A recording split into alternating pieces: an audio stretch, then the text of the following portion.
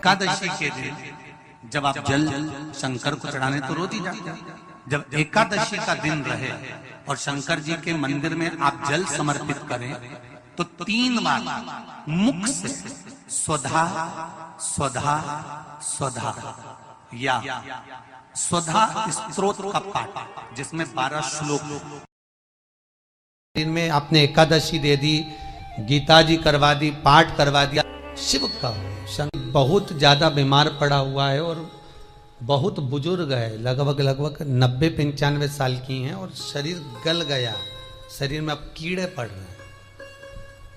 Sister को बुलाते हैं, डॉक्टर को बुलाते हैं, तब उनको साफ करते हैं, शरीर इतना गल चुका है। उसके लिए क्या करना चाहिए?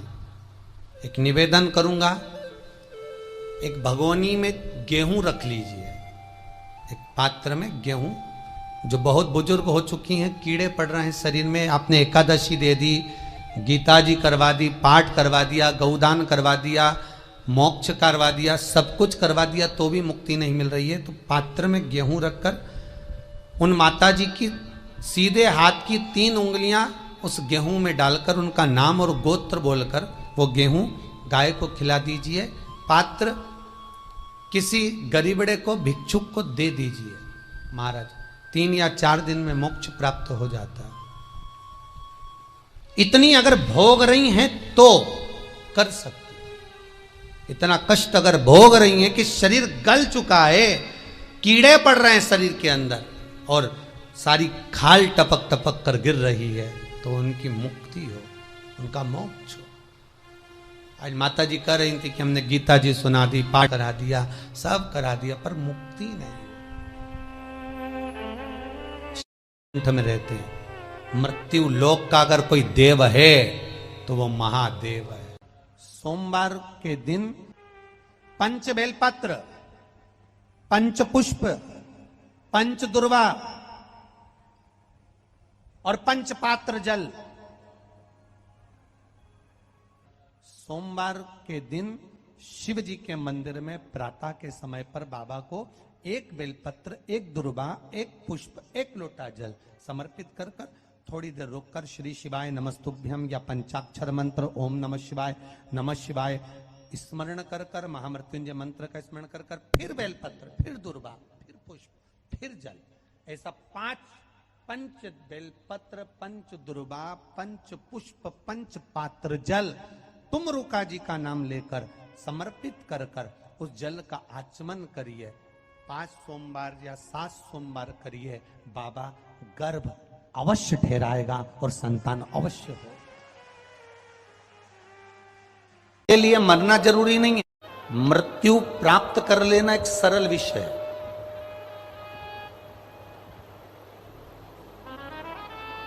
पर भजन कर कर, मंत्र जाप कर कर, भगवान की भक्ति को धारण कर कर अपने प्राणों को त्याग देना और मोक्ष पा लेना, ये एक अलग विषय है।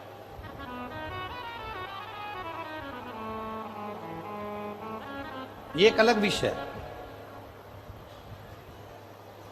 मोक्ष पाने के लिए मरना जरूरी नहीं है। अगर कोई आपसे कहे कि भैया मोक्ष चाहिए तो मरना पड़ेगा, ना ना ना ना, मोक्ष पाने के लिए मरना जरूरी नहीं है। मोक्ष पाने का सबसे सुंदर तरीका है अपने आप को समझना। हम जो जिंदगी जी रहे हैं, हम जो भगवान की भक्ति में रमे हुए हैं, हम जो भजन में रमे हुए हैं, हम जो मंत्र साधना में रमे हुए हैं, हम जो माँ की सेवा में रमे हुए हैं, हम जो महादेव की सेवा में रमे हुए हैं, हम जो परमात्मा की सेवा में रमे हुए हैं, मोक्ष के लिए मरना जरूरी नहीं है। मोक्ष के लिए अपनी उस चलती हुई जिंदगी में, अपने जीवन में अपने आप को जान लेना हमारा मोक्ष प्राप्ति का साधन बन सकता है। अपने आप को पहचान लेना। गंगा के जल में एकादशी के दिन 7 बेलपत्री डालकर जो नंदीश्वर भगवान अर्थात जो शंकर जी के शिवलिंग के सामने नंदी होता है, उस नंदी के चरण पर गंगा का जल चढ़ाकर बेलपत्री शिव पर समर्पित कर देता है। उसके घर में रुपया रुकना चालू हो जाता है, फिर वो गलत जगह पर नहीं जाता, गलत स्थान पर वो धन जाएगा ही। एकादशी तिथि आए, उन दीप को भगवान के सामने प्रज्वलित कर कर 5 दिए अपने दरवाजे के पास में बाहर की ओर रख देता है। उसके घर में कभी रोग, बीमारी और लक्ष्मी की कोई कमती नहीं होती, उसका जीवन सार्थक हो जाता है। जॉब, सर्विस, नौकरी में सफलता प्राप्त हो जाती है, परंतु वो भी एकादशी को ही होता है। तुलसी के 11 पत्ते डाले जाते हैं। कितने पत्ते डालते हैं? 11 तुलसी के पत्ते डालते हैं, और उसको किसी भी नारायण के मंदिर में, राम, कृष्ण, भगवान विष्णु, दत्त आदि जितने नारायण के मंदिर हैं, उस मंदिर में किसी भी पात्र में, एक छोटे से पात्र में उसको भरकर रखी आते हैं महाराज। कुछ देर तक पात्र को रखा जाता है, फिर वही पात्र का जल किसी भी वृक्ष के नीचे डाल दिया जाता है, उससे भी नौकरी के लिए फायदा मिलता है। पूर्व में किया गया हमारा पाप कर्म है, हमने किसी जीव की हत्या करी है, हमने किसी को कष्ट प्रदान करा है, हमने किसी को अपशब्द कहा है, हमने किसी को ताने दिए, हमने किसी को आड़ा टेढ़ा कहा है, हमने किसी को गालियां दे दी है, मात्र एकादशी का व्रत ही कर लेने पर ये सारे जो दोष हैं वो समाप्त हो जाते हैं। से मेरा केवल इतना है, 3 तरह से मरे हुए व्यक्ति को कभी मोक्ष नहीं मिलता।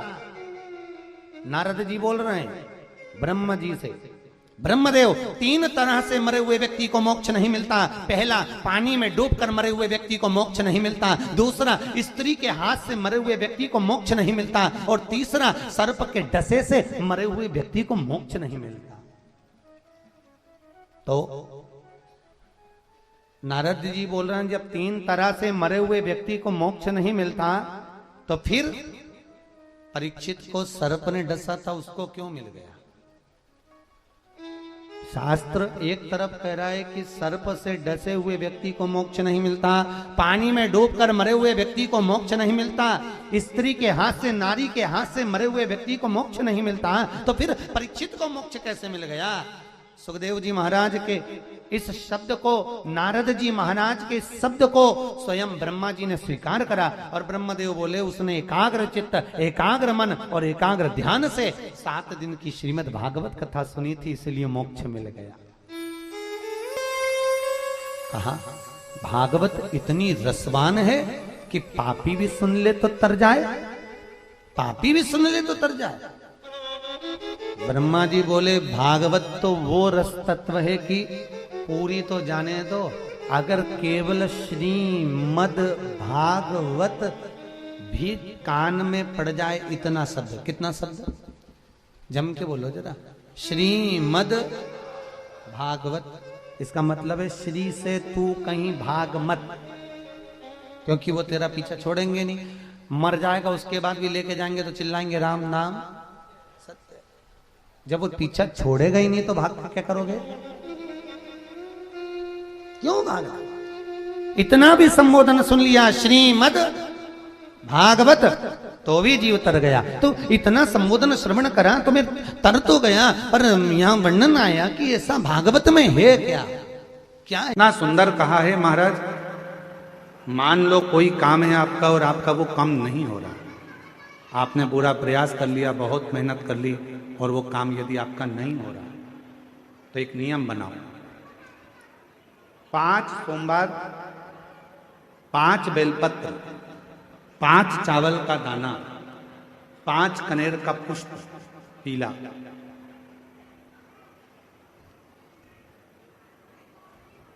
शिव जी के मंदिर में लेकर जाइए। सबसे पहले अशोक सुंदरी वाली जगह पर वो 5 बेलपत्र, 5 चावल के दाने और 5 कनेर का पुष्प, अशोक सुंदरी की जगह, आपको मालूम है ना अशोक सुंदरी की जगह सबको, तो इस स्थान पर आप जो भी 5 बेलपत्र, 5 चावल का दाना, 5 कनेर का पुष्प लेकर गए हो, यहां समर्पित करो, शिव जी से प्रार्थना करो, बाबा मेरा ये काम है पूर्ण होना चाहिए, बहुत हाथ पैर जोड़ लिए लोगों के, हो नहीं रहा, यही सामग्री को उठाकर शंकर भगवान के शिवलिंग पर समर्पित करो, बाबा से प्रार्थना कर कर बाबा इसको स्वीकार करना। जैसे अशोक सुंदरी की बात को आप स्वीकार करते हो, वैसे ही अशोक सुंदरी की बात को स्वीकार कर कर मेरी झोली भरना, 5 सोमवार बाबा के मंदिर में जाकर ये प्रयास करना प्रारंभ करो, ये कार्य करना प्रारंभ करो। मेरा देव अधिदेव महादेव जो कार्य अटक रहा है उसको पूर्ण तरह से कर ही दो। 5 सोमवार का नियम बनाओ, 5 बेलपत्र, 5 चावल के दाने और 5 बोलो बोलो कनेर के पुष्प पिला से शिवजी का जल बहकर निकल रहा होता है, उसको कभी लांगा नहीं जाता। ये शिव पुराण भी कह रही है। कारण हमारे पूर्व में अगर हमने 16 सोमवार का व्रत करा हो, पशुपति व्रत करा हो, शंकर भगवान का जल लांघते हैं तो हमारे व्रत का आधा हिस्सा उसी समय समाप्त हो जाता है। जैसे शिव महापुराण की कथा करती है, जैसे कामरूपेश्वर राजा जो शिवजी की भक्ति करता था, शंकर भगवान का भजन करता था,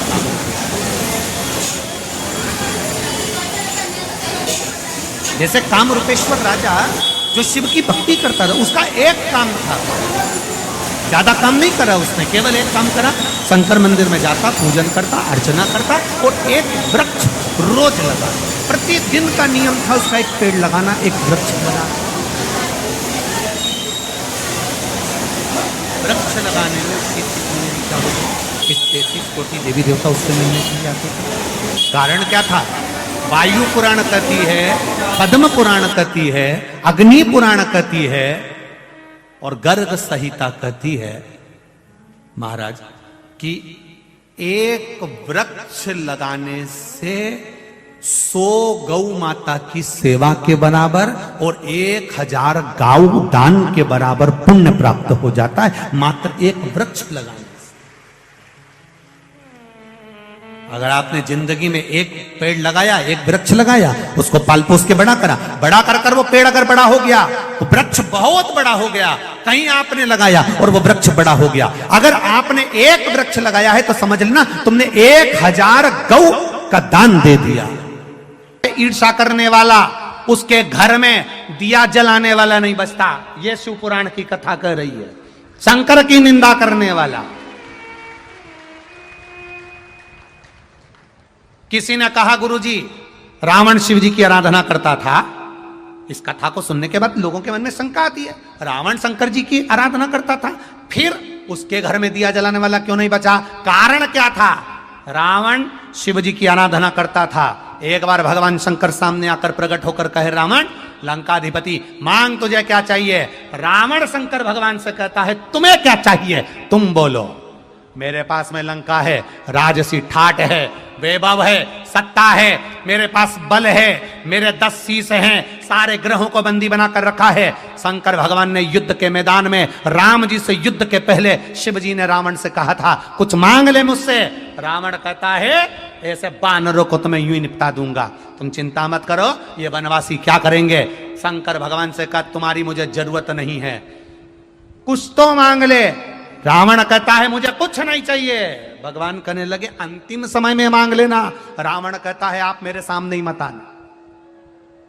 बस शिव जी तो इतना खिलवाने वाले थे, जब रावण के प्राण छूटे तब राम जी सम्मुख में शंकर जी के कहते हैं, आपका भक्त है, प्राण छोड़ने जा रहा है, आप कृपा नहीं करोगे? शंकर जी कहते हैं, उसने कसम दी है कि मेरे सामने ही मत आना, नहीं जा।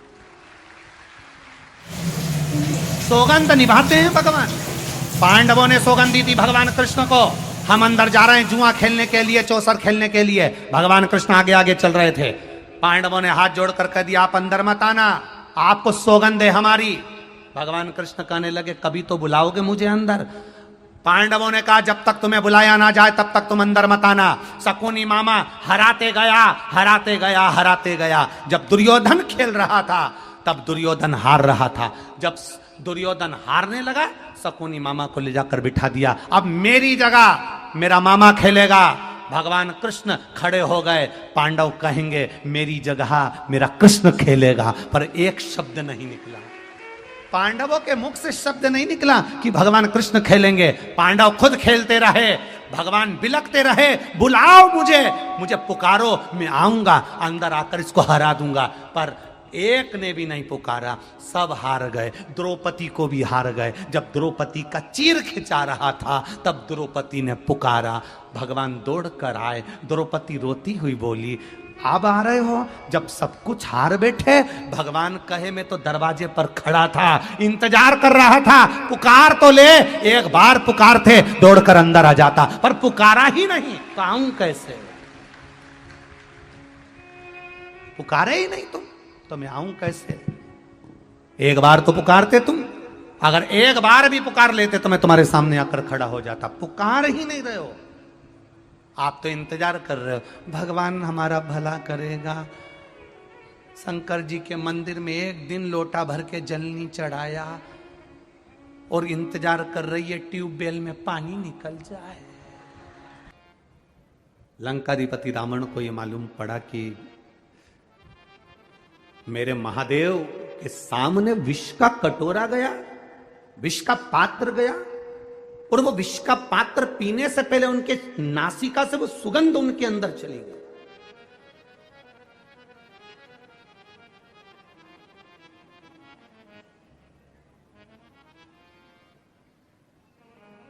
डॉक्टर के पास जाकर कहना, डॉक्टर साहब मेरा पेट बहुत दुख रहा है। डॉक्टर एक गोली देगा, केवल एक गोली दे देगा कि डॉक्टर? जम के बोलो जरा, जितने बैठे हो 1 2 3 4 जितने पंडाल में बैठे हो सब जम के बोलो, दे देगा? नहीं देगा। पेट भी दुख रहा है तो डॉक्टर 2 या 3 तरह की गोली देगा। सिर भी दुख रहा है तो डॉक्टर 2 या 3 तरह की गोली देगा। हाथ भी दुख रहा है, डॉक्टर 2 या 3 तरह की गोली देगा। पीठ में दर्द है, 2-3 तरह की गोली देगा। घुटने में दर्द है, 2-3 तरह की गोली देगा। अब तुम डॉक्टर से कह दो, डॉक्टर साहब ये बात तो गलत है, हमारा तो केवल पेट दुख रहा है और तुमने 3-4 तरह की गोली दे दी। एक दे दो ना। डॉक्टर के नहीं, तुमको 2-3 तरह की, ये तुम समझ नहीं पाते। ये जो तुम गोली खाओगे लाल वाली, ये गोली खाओगे तो इसका साइड इफेक्ट नहीं हो, इसलिए तुमको ये वाली गोली पीली वाली दी। पीली वाली गोली खाओगे तो तुमको ये साइड इफेक्ट ना कर जाए, इसलिए तुमको ये हरी वाली गोली दी। एक गोली के साइड इफेक्ट को हटाने के लिए दूसरी दी जाती, दूसरी के साइड इफेक्ट को हटाने के लिए तीसरी दी जाती है। उसी तरह लंकाधिपति रावण ने सोचा कि भगवान देवाधिदेव महादेव विष तो पी गए, पर महादेव ने जो विष का कटोरा सामने आया और उसकी गंध जो इनके शरीर में चली गई, उस साइड इफेक्ट को हटाया कैसे जा सकता है? तब लंकाधिपति रावण ने देव ऋषि नारद को बुलाया। देव ऋषि नारद से कहा, ये आनंद रामायण का बड़ा सुंदर संवाद है, जरा ध्यान रखिएगा। देव ऋषि नारद को बुलाया और देव ऋषि नारद को बुलाकर कहा, नारद बताओ, महादेव की भक्ति में कुछ तो कमी रह गई है। महादेव भले विष पी लिए, नीलकंठ धारी बन गए, पर उनको जो विष की गंध है वो उनके शरीर में पहुंच गई है। मेरे बाबा के अंदर पहुंची हुई वो गंध कैसे समाप्त हो सकती है? जब उनके अंदर की गंध समाप्त हो जाएगी तो मैं जानता हूं कि मेरी जिंदगी भी सवर जाएगी, मैं सोने की नगरी में जाकर बैठ जाऊंगा। तुम बताओ क्या करूं मैं? नारद जी ने कहा, ये मैं नहीं बता सकता। नारद जी ने कहा, मेरे मित्र तुम रुका जी के पास जाओ। तुम रुका जी के पास देव ऋषि नारद ने भेज दिया। लंकाधिपति रावण तुम रुका जी का भजन करने लगे, तुम रुका जी का स्मरण करने लगे। शंकर का कोई उपासक, शंकर का कोई भक्त, शंकर की चर्चा करने वाला, शिव की भक्ति में जनता को, जनमानस को, भक्तों को डुबोने वाला, शिव के स्मरण में रमने वाला, शंकर के मंदिर में रोज एक लोटा जल चढ़ाने वाला, इसका केवल एक सानिध्य मिल जाए, इसका केवल एक दर्शन भी हो जाए तो समझ लो कि तुम्हारी जिंदगी सार्थक हो गई, तुम्हारा जीवन सार्थक हो गया। आज लंकाधिपति रावण तुमरुका जी का दर्शन करे हैं।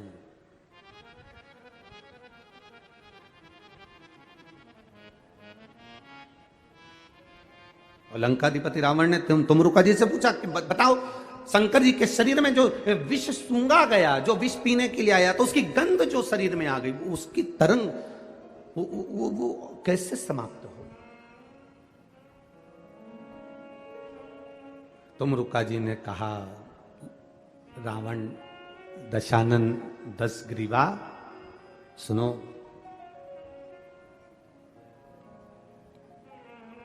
श्रावण का महीना हो, भूलवश भी